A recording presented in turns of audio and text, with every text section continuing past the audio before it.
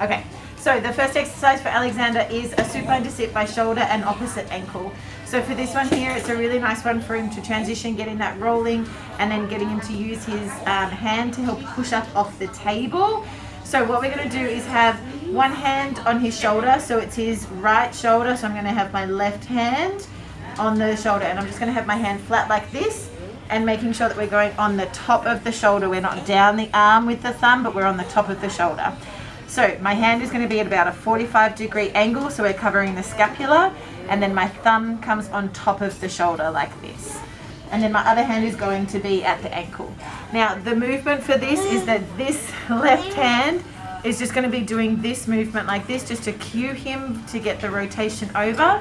The second that he kind of comes around and pushes up almost onto his elbow, then I'm going to do a downward vector towards the opposite hip to get him to transition up into that seating position. You ready, buddy? So I can also help with that rotation and kind of bring the leg across as well. Waiting for him. Beautiful. Nicely done, buddy. So when we're here, I'm now going to push down towards the opposite hip to give him the cue to sit up. Nicely done, buddy. Beautiful. So we're going to do this one on both sides. So we're going to do 3 on each side.